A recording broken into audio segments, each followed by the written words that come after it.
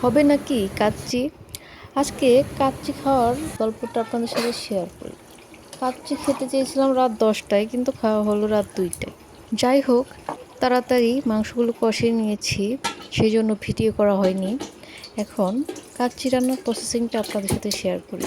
আলাদা পাত্রে রান্না করা মাংসগুলো বসিয়ে দিলাম। এখন আগে থেকে হাফ সিদ্ধ করে রাখা বাসমতি চালগুলো দিয়ে দেব। তার উপর আগে থেকে ভেজে রাখা আলুগুলো বসিয়ে দিয়ে দিব।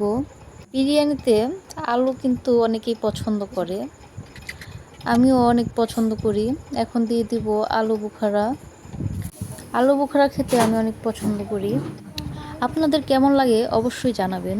এখন 1 কাপ দুধের মধ্যে 4 চামচ ঘি মিশিয়ে নিব। আর এই মিশ্রণটি এখন এখানে ঢেলে দিয়ে দিব পুরোটাই। এখন আগে থেকে ভেজে রাখা বেরেস্তাগুলি দিয়ে দিব। এখন দিয়ে দিচ্ছি আর 2 চামচ ঘি। এখন বিরিয়ানিটি দমে বসিয়ে দিব। সেই ভিডিওটি করা হয়নি, তবে যাই হোক, ফাইনালি এখন আমার কাচ্চি রান্না শেষ। কাচ্চি রান্না শেষ হওয়ার পরের লুকটা এরকম। আপনারা দেখতেই পাচ্ছেন কতটা ইয়াম্মি হয়েছে। দেখেই কিন্তু জিভে জল এসে গেল। আমি কিন্তু 3 প্লেট খেয়ে ফেলেছিলাম অলরেডি।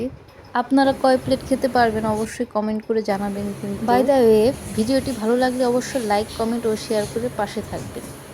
আল্লাহ হাফেজ।